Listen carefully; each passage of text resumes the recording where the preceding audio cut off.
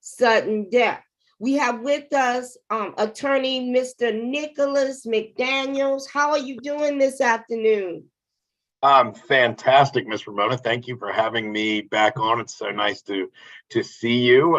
Very excited to talk about this again and to see your face.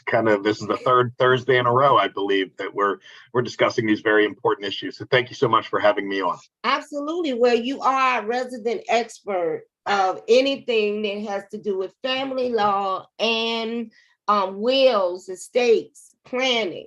Please give everyone your information. Yeah, absolutely. So my name is Nicholas McDaniels. I'm an attorney. Our main office is in Frederick, Maryland at 50 Citizens Way. Our firm is called Lewis McDaniels. You can reach my partner, Ryan Lewis, or I at 301-818-0405, or check us out on the internet. That's lewismcdaniels.com, LEWISMCDANIELS.com. Excellent, excellent. So let's get into it. Everyone knows, the daughter of famous singer Elvis Presley, Lisa Marie Presley, passed away earlier this year, suddenly. They're still determining what was the cause of her death. Most of it is some sort of cardiac arrest. As if anyone does any research on sudden deaths, and we're going to have an expert to talk about issues of sudden deaths a little bit later in the show. But she passed away. And as you know, Lisa Marie inherited quite a bit of money. In 1993, when she turned 25 years old, she inherited the Elvis estate, which was worth $100 million. She was also in a bitter custody battle with her fourth ex-husband, who reopened the case to get Presley to pay a court order $4,600 a month in child support. As of today, her two twin daughters the father has custody of the children, even though the intent of who was supposed to have custody was never designated. The other issue with Lisa Presley's estate is that as of right now, she only owes a 15% stake in Graceland and the Elvis Presley Enterprises. She had to sell off 85% of the assets and publishing rights, I guess, to pay off debts and to maintain her lifestyle. However, there was life insurance, I believe, in the amount of 45 million, something around like that. And there is a trust, of which up until 2 years ago, her mother, what's her mother's name?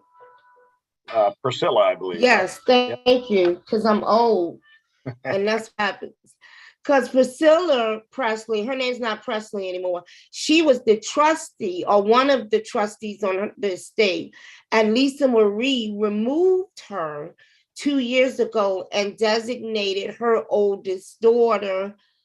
Now they're about to go to court because Lisa feels like that should not have been done, and she should still be the trustee on the estate, mainly because I think the concern is there will not be monies designated for the two younger siblings. Please, Mr. McDaniels, chime in.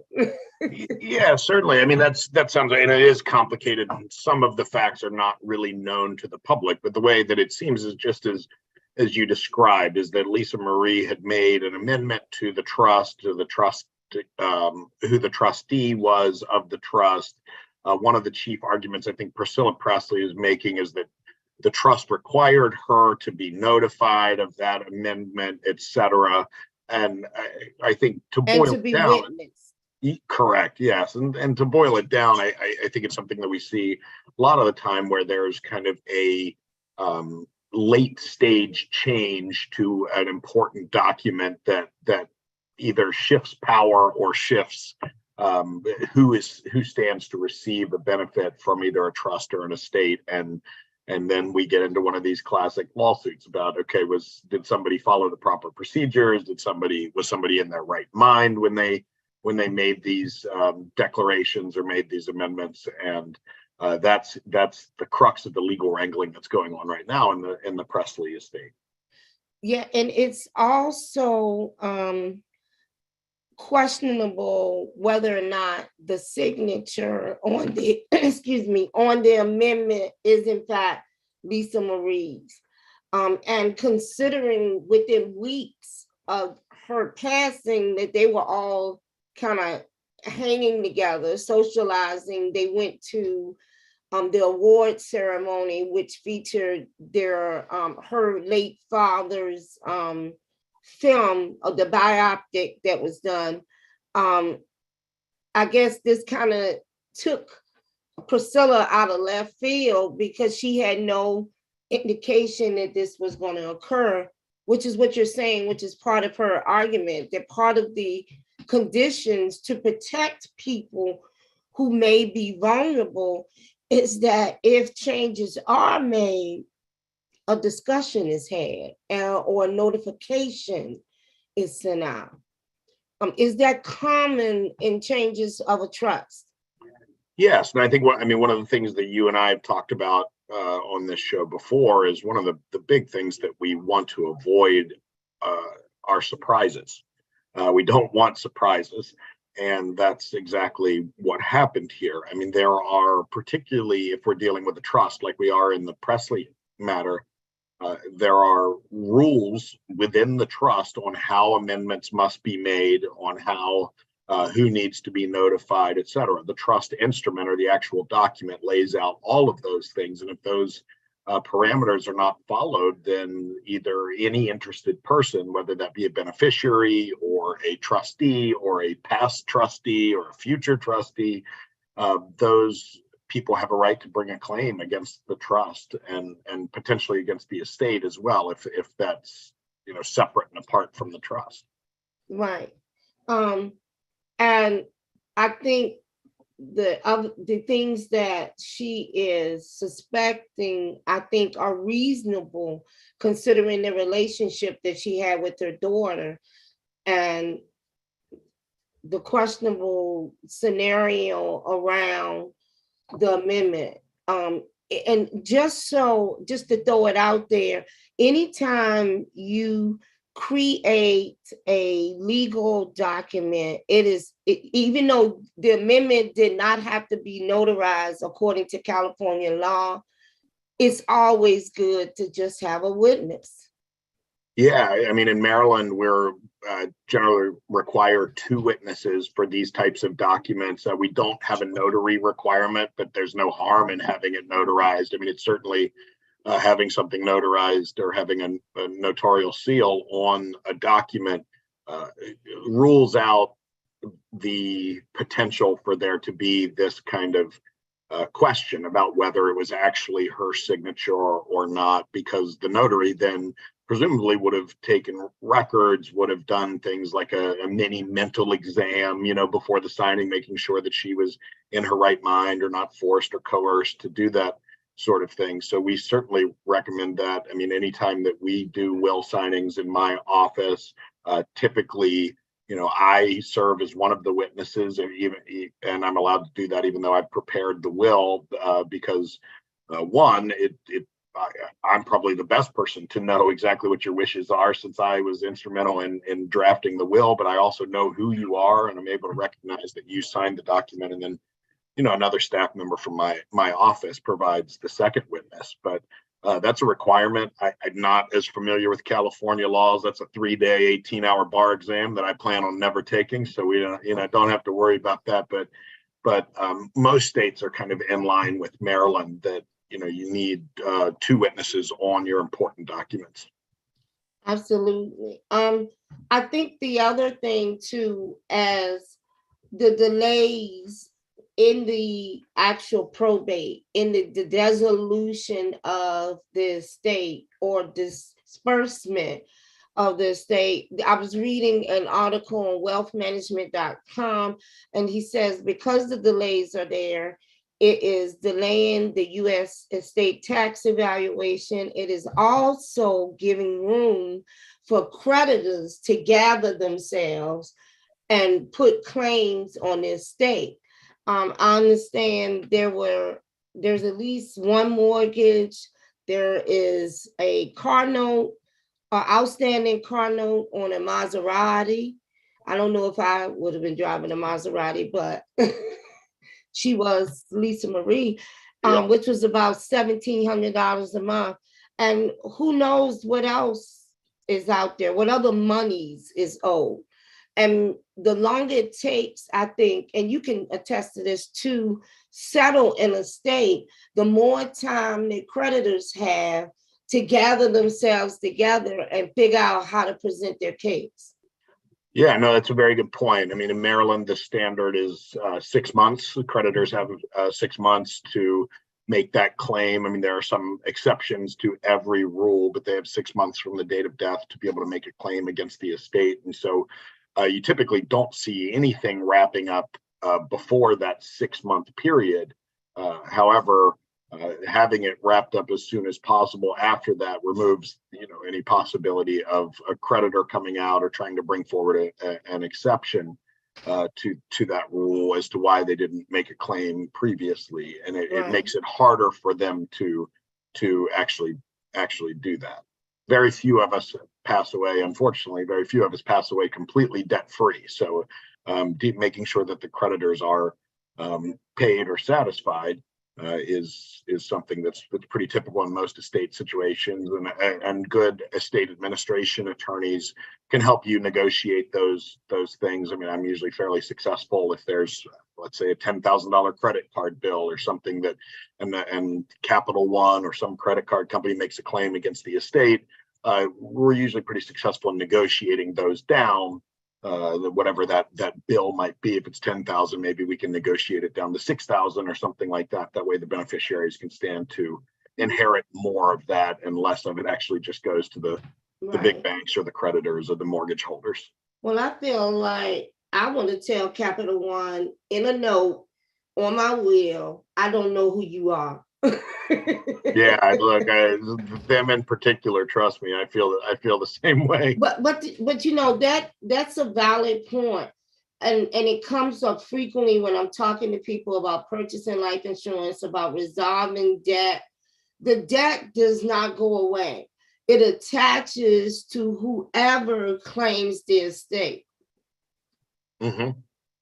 Yeah, exactly. It's like we've talked about before on this show, or for new listeners, I mean, the estate kind of takes your place temporarily until your assets are distributed to your beneficiaries. And so any debt or anything that you have, whether that's a negative on the balance sheet as a debt, or a positive as in you have money sitting in the bank or have different assets in real estate or something like that, that transfers immediately to your estate, and then is then distributed from there. So it is something that we want people to be aware of when they're doing their estate plans, is kind of what their assets and liabilities are, because those things, the liabilities have to be satisfied before that property can be distributed to the beneficiaries. The creditors are going to get their pound of flesh, no doubt.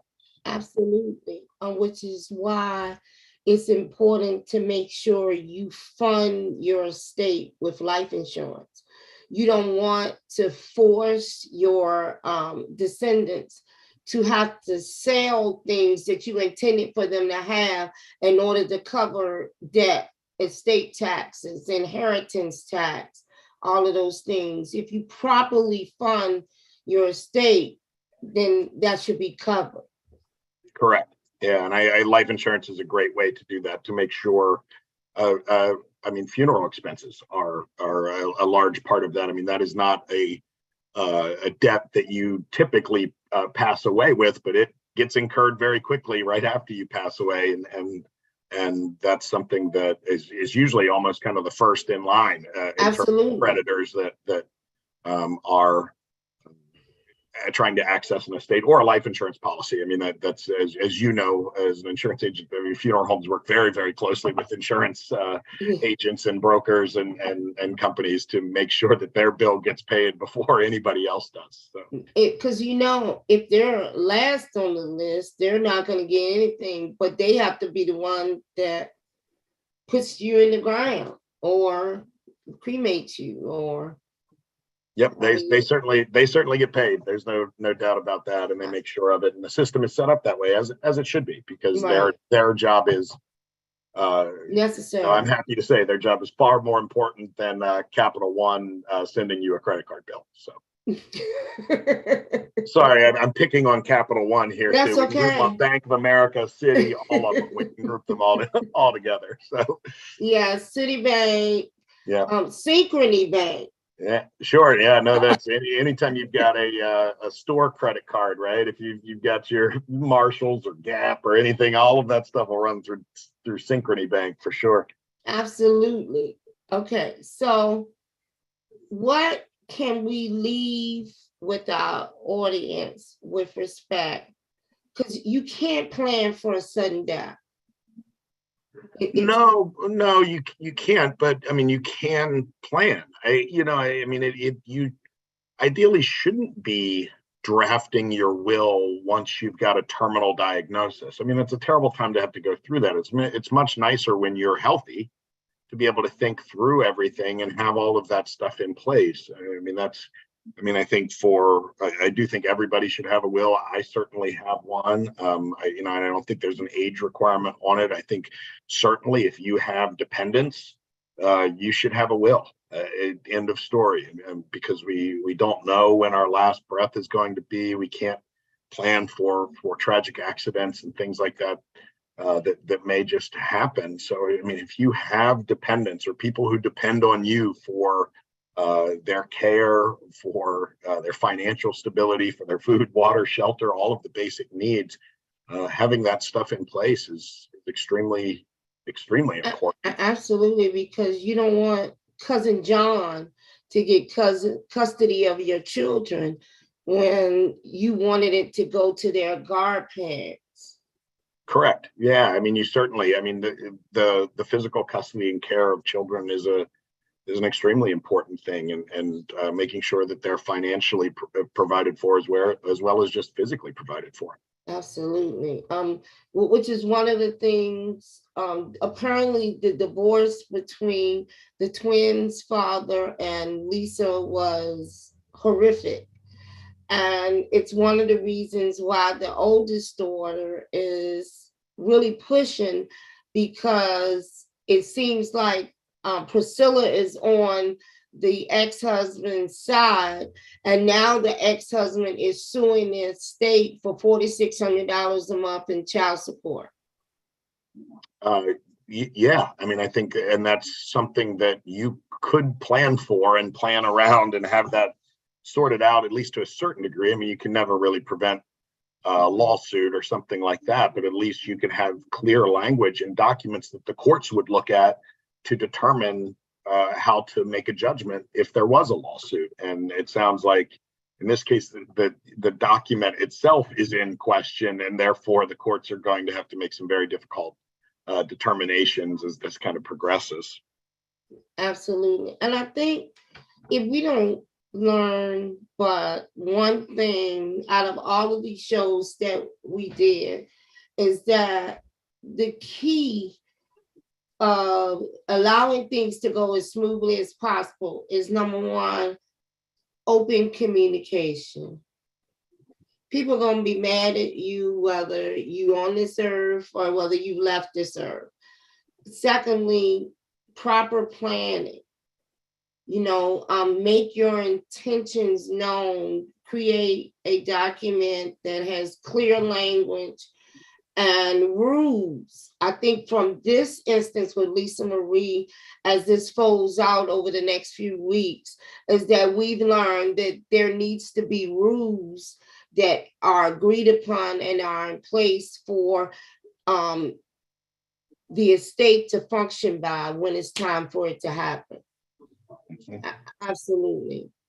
Yeah, no, absolutely. Couldn't have said it better myself. But again, you want to have a plan. You want to make that plan when you're healthy. You want to make that plan when you have time to make that plan. And you want to make sure that you are removing as many of the surprises as possible. And you don't want anyone wondering, where's the money going to come from? Where's the next meal going to come from? All of that kind of stuff. Like you said, communication is key. Talking about these things, being open and honest about them, because guess what?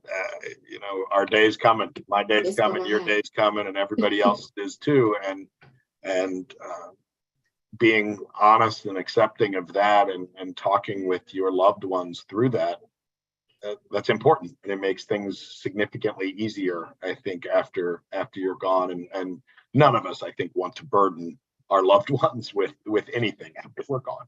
And it is a burden, and you should care about it. You should not say, I don't care, I'm going to be here. Well, but Mr. McDaniels, I know you got to go in a few minutes. Please give my audience your information again. Yeah, thank you. And I'm sorry I have to leave a little bit earlier today for another appointment, but I'm glad that you've had me on, and hopefully I can catch a little bit of the rest of the show as it's streaming or as it's posted online. But again, Nicholas McDaniels, I'm an attorney. Our main office is in Frederick, Maryland. A lot of work in Baltimore City as well.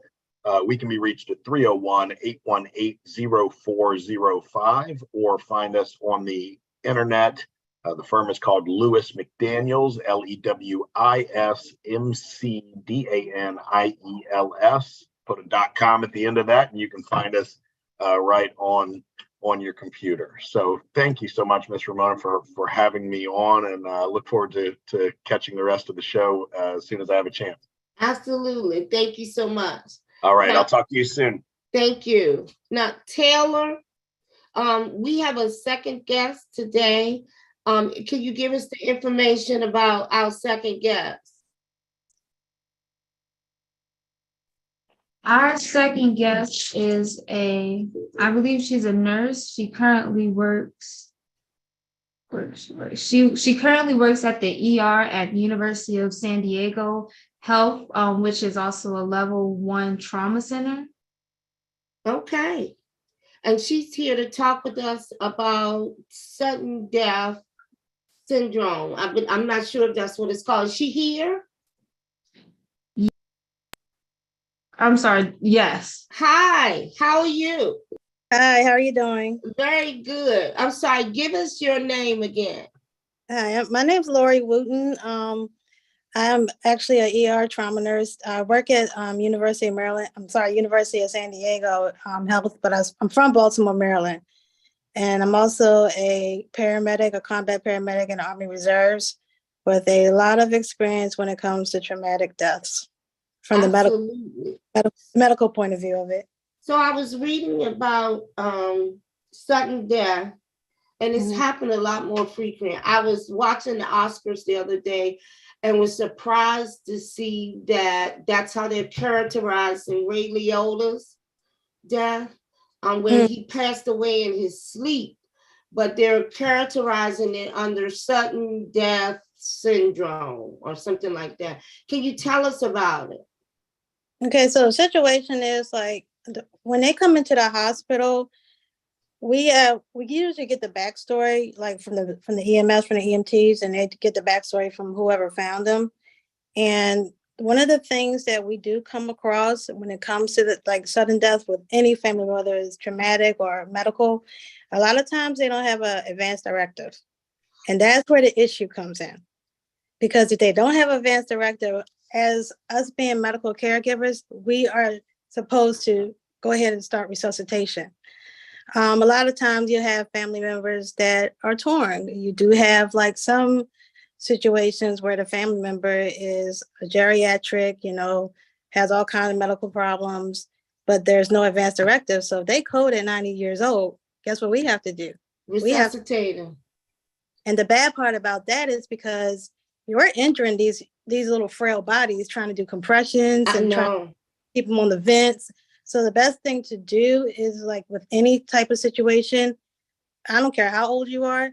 If you have children, if you have family members, make sure you do the advanced directives. And there's two different ones. You have your DNI, which is do not intubate, which means you can go ahead and do CPR, you can do codes. But if we keep trying and there's just no sign of life, then the doctor can call it. Or you have a DNR when the person's found down and there's no pulse, you don't do anything. But that's that person's wishes. And that's the issue that we come across a lot when it comes to that. Let me ask you a question. When Mhm. you are trying to resuscitate someone, what is the impact on the body? So like it depends on the age of the person. It depends on how long they were down. It depends. Most of the time you have like a 45 to an hour window from the time they were found down, meaning at home, all the way to the time they get to the hospital. So if it's an older person, we break ribs. Sometimes it can cause what's called a we have to, what is it called? Anyway, it busts your lungs open, and then we have to do a chest tube. It depends on the person. Sometimes a person is super strong. If it's like a young person, they're just gonna be sore. They're gonna be like, my chest, because I have had patients that we used to resuscitate, and they'd be like, well, I do have chest pain. Yeah, it's because we were pressing on your chest. So after that, we have to get like EKGs every once in a while just to make sure, there's no trauma. We've made send them a CT, X-ray and all that. I remember when my son, he had a blood clot in his lung. He had sarcoidosis. Yeah. And frankly, I made them work on him for 2 hours. Mm-hmm. His heart restarted 3 times, and then it would just. So what that is just the residual like effects from the meds that we give. So when we give resuscitation meds, we'll get a pulse, and I see that a lot during codes. You'll get a pulse. We have to watch for the pulse. Once we get a pulse, we'll start doing our just basically trying to stabilize the patient. But if that blood pressure drops and the heart rate drops, then we know, okay, this is the meds. But we'll keep doing it and doing it and doing it until like they do like what's called an ultrasound on the heart to see what the heart's doing. If the heart's not really working and you get what's called pulseless electric activity, which is like you're getting a pulse, but that's because of it's us. It's not the heart, it's not the body doing it, it's us doing it with our meds. Then after a while, they're going to have to call it. Because like I said, 45 minutes to an hour to do a real code. And if we don't have any signs of life and that the patient is given, and most of the time we see that through your blood pressure. Right. Or your vital signs. We're going to talk about that some more. We're going to take a station identification break. We will be back in 3 minutes. Don't go anywhere.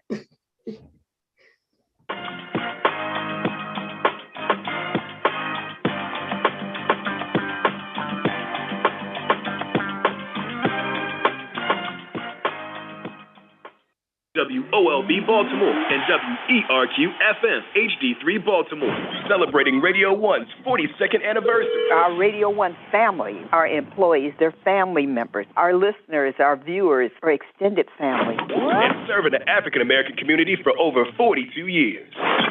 The views and opinions of the guest and host you hear are not necessarily those of the staff and management of Radio 1, its sponsors, or advertisers.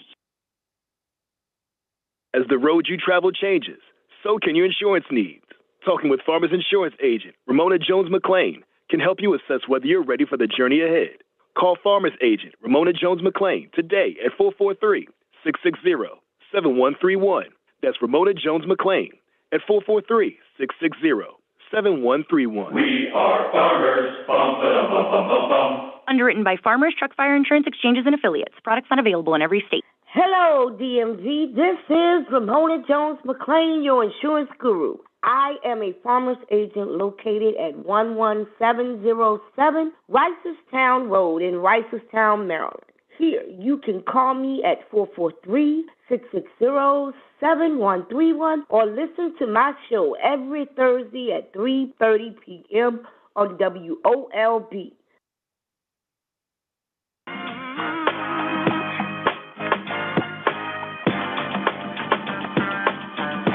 All right, you're back live in 3, 2, 1 whenever you're ready. All right, DMV. This is Ramona Jones McLean, and we are back. Today, we are talking about incidents of sudden death as we featured the estate of Miss Lisa Marie Presley. We have with us Mrs. Lori Wooten, who is a trauma nurse at the University of San Diego Hospital. Is that correct? Yeah, University of San Diego Health. So it's our level 1 trauma center. Okay, so we were talking about the resuscitation and the residual effects of the drugs that are given. What drug is that you all give to assist in the resuscitation process? We give epinephrine, and then we also give amiodarone, which is basically is trying to jumpstart your heart. So we do 1 episode of epi and 1 episode of amiodarone, and it's usually we do 2 minutes of CPR between each. Okay. So I just want to put it out there. If anybody wants to call or they have questions, you can call the station at 410-481-1010, or you can text us at 443-660-7131.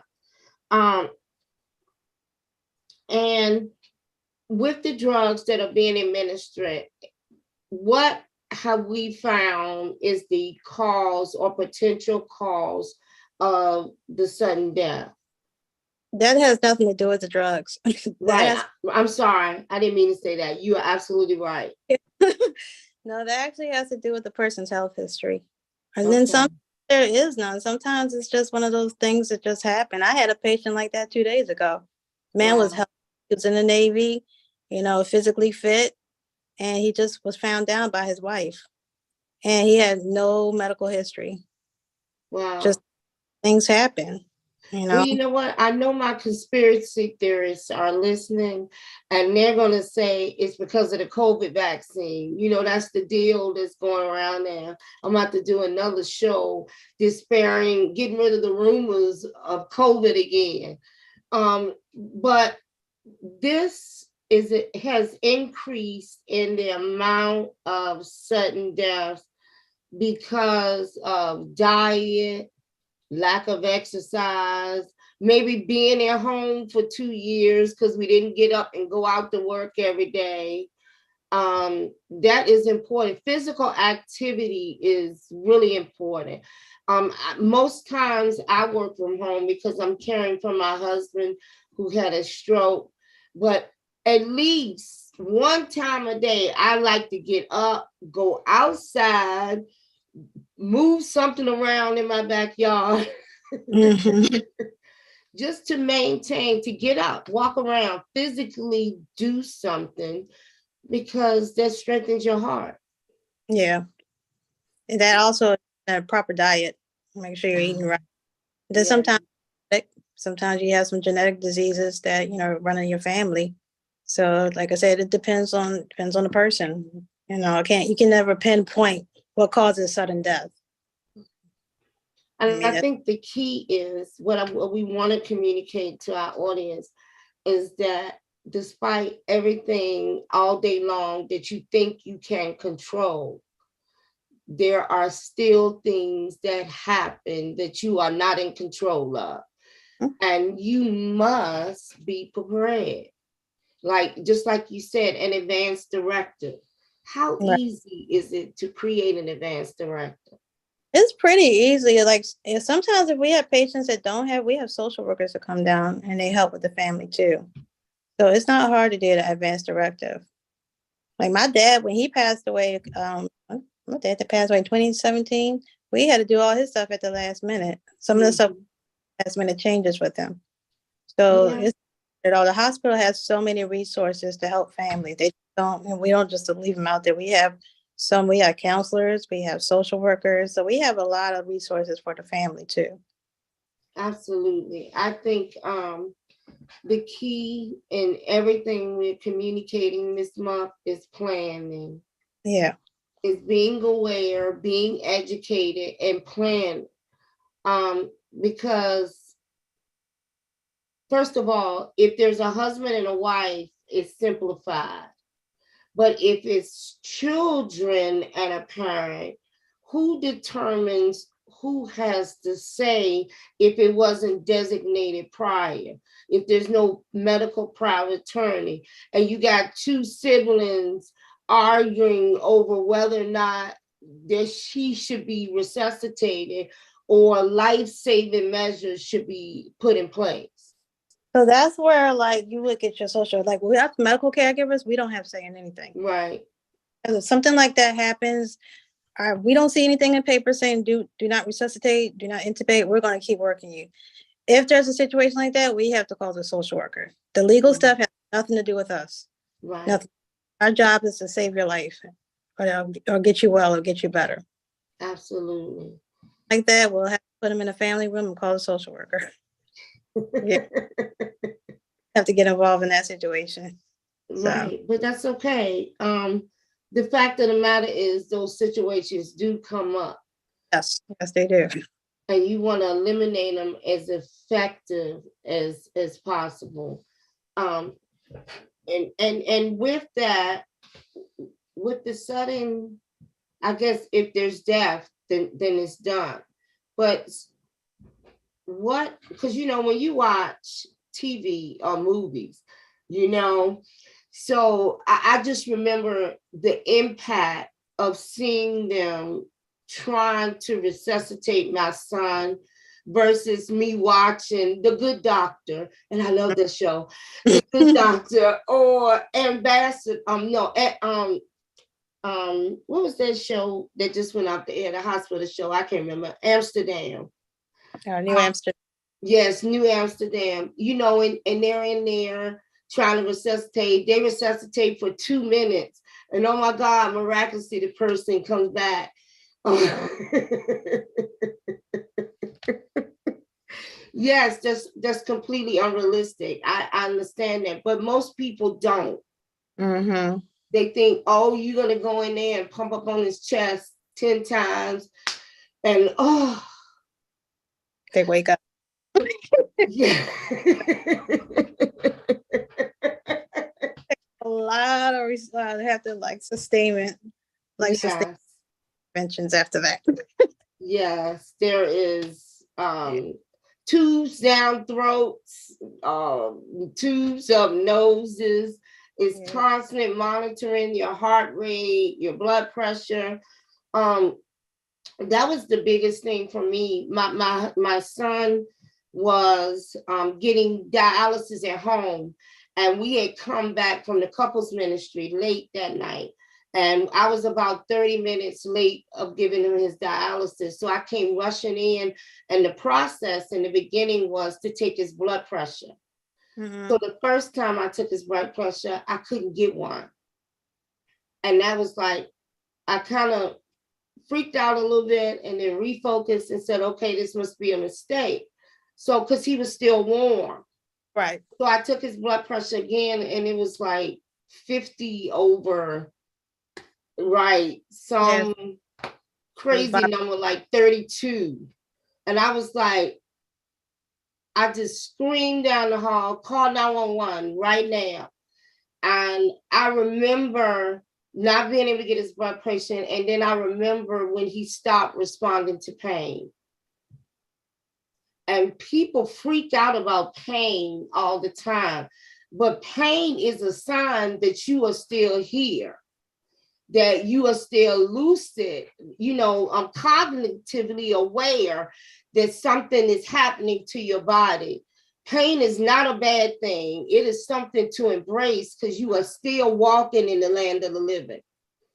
And I just remembered those things as my son's state deteriorated.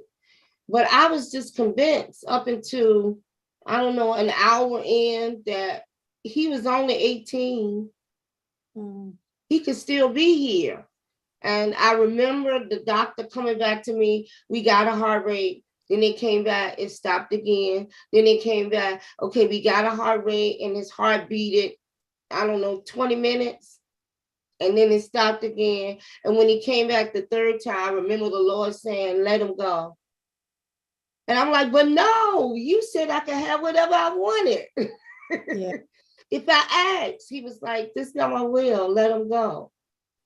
And I also remember watching the trauma nurse pouncing up and down on his chest. And they were like, his pupils have stopped responding, because in the beginning, that wasn't the case. He's no longer, his last words with me, and you can, was just no, no, no, no, no, no, no, no, no. And I know that's just an auditory response in the lack of being able to form words. He just said, no, no, no, no, no, no, no, no, no, no, no, no, no. And considering the progress that he was making medically, they considered his death sudden, but they were treating the kidney disease and not the sarcoid, and had stopped monitoring the number of nodes that had started to accumulate in his lungs. Yes. But that was 7 years ago. 7 years. But these things happen. I would have never known at 14 that my son would become uninsurable, and never known at 18 I would be purchasing a headstone for him. Right. And with me being there and having custody of him, I was able to make decisions and be able to tell the doctors exactly what I wanted, to give his medical history. And that's another thing. Quite frequently, we don't know what our medical history is. We know that we went to Johns Hopkins and did some tests and they said something, but did they characterize me with heart disease and then didn't do anything about it? And I find that frequently, like my husband technically has heart disease because he has the left valve ventriculation. I don't know what it's called. Left valve, where his left valve is weak, even though he's never had an issue at all. But without knowledge of that, we may do something that would overexert him, and then just like that. Wow. Does he have like CHF, like congestive heart failure type situation? He does not have congestive heart failure. He has, it's like a weak valve. Yep, a weak valve. A weak valve. And I didn't even know. He didn't know. And apparently it's been there since he was born. Yeah. And so how do we, if you don't know, how do you operate around that? I think knowing your medical history is very important. And then you can, if you know, then you can make an informed decision. Like, okay, we don't want to put too much pressure on this heart in resuscitation, because we're talking about quality of living versus saving your life. I mean, like, we get a lot of people with like heart diseases, but that's why you have interventions after. If we get a pulse and we can be able to sustain it, there's interventions for that. Absolutely. Like at the end of the day, like if someone's in it's like a full code, a full arrest, you're gonna have to like pump up, regardless of their history. But that's why you have the doctors. That's why you have cardiologists. That's why you have specialties to be able to like sustain that person. If we get a pulse and there's hope of them, going to the ICU and be able to sustain their life, then that's what they're there for.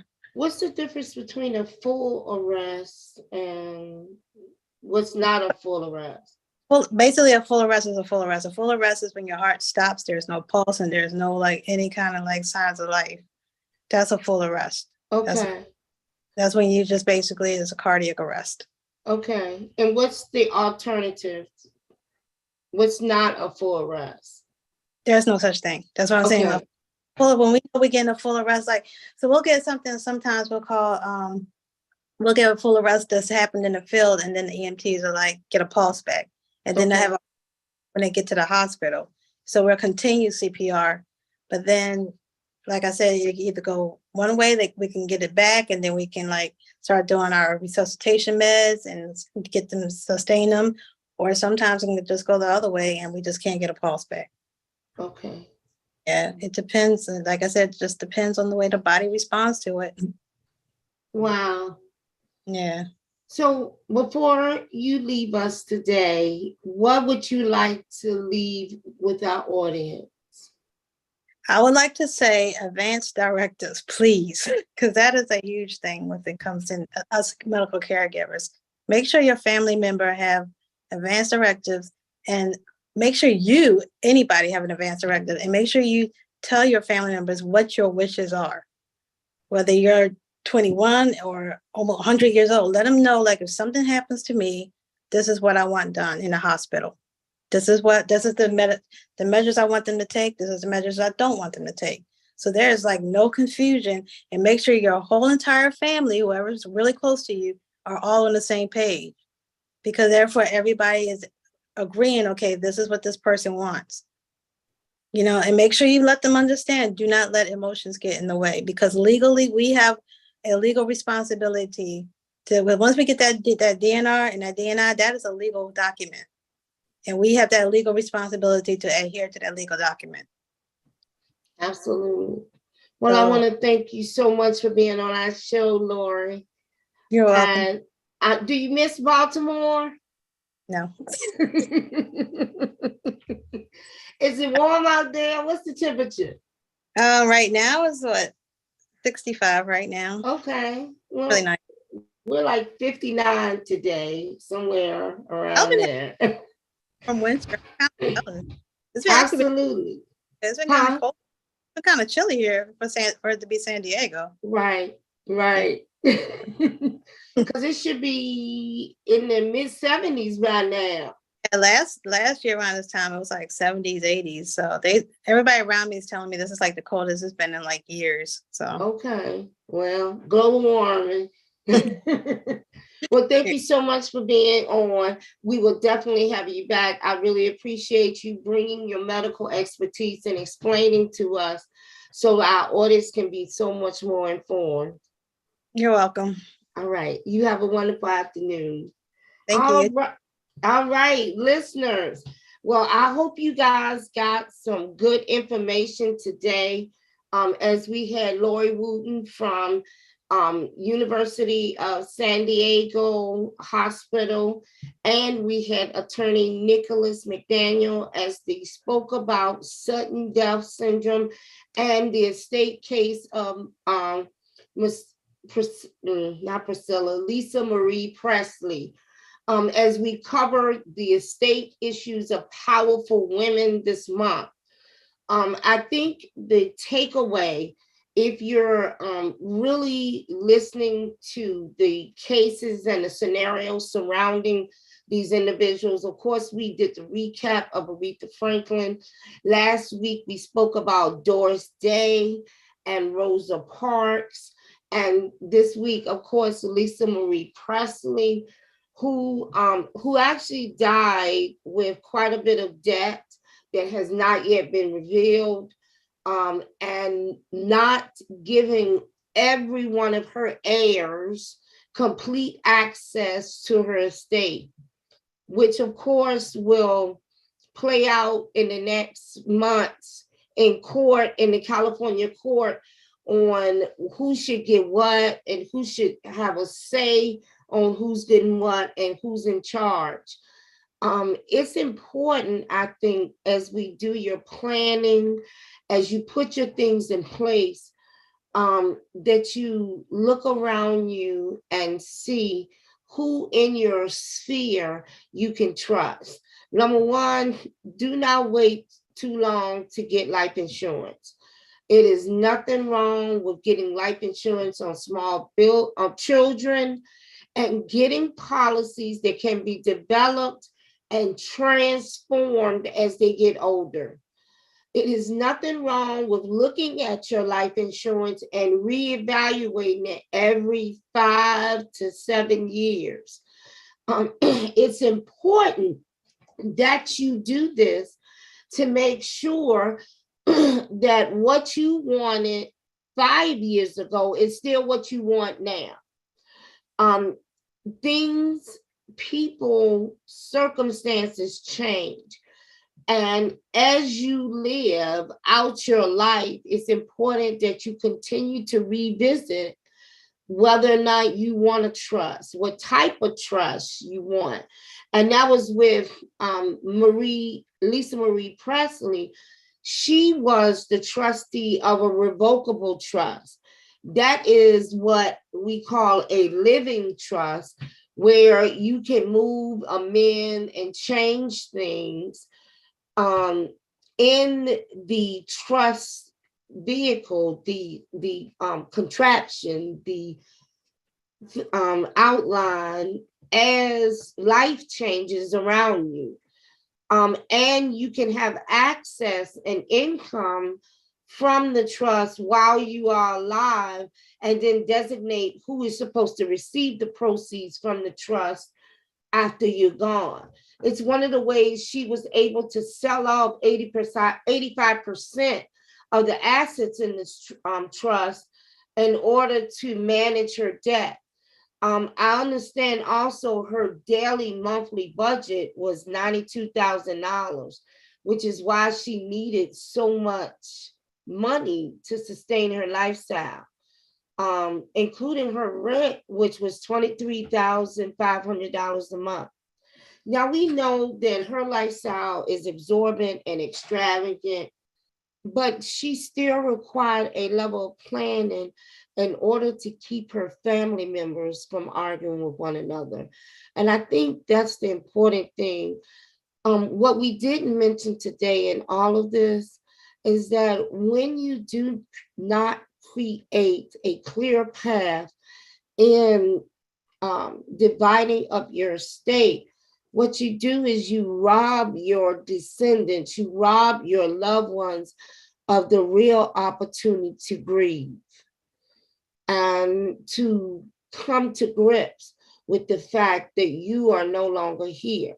And despite what you've done in your life, there will be people that will need to come to grips with the fact that you are no longer here.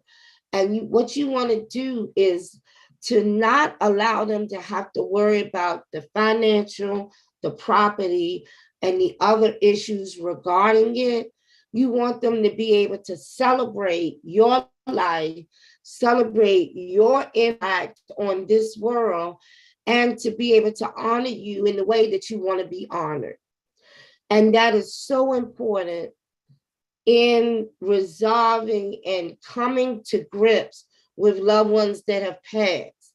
When you rob them of that opportunity because they get caught up in living, basically being able to live financially and everything, then it's honestly just irresponsible. These are major life decisions and issues that need to be evaluated. Listen, if you need to call my office so I can refer you to someone, or because you want to look at your estate and look at what you've done, please, you can reach us at 443-660-7131. Also, I want you to check out my new website at www.insurancegurumd.com. There is a portal on there where you can listen to our podcast, which is all the old radio shows. Also, too, you can also donate to our radio show program and assist in funding our activities as we work out in the community and provide resources and opportunities for individuals to be financially intelligent. Hey, if in fact you've learned anything, please shoot us an email, rjminsuranceenagency@gmail.com. You can send us a message on Facebook at Ramona Jones McClain, Farmers Agent, or check us out on Instagram. We really appreciate your patronage and listening to us every week. This is Ramona Jones McClain, and I am your insurance guru, and we are out.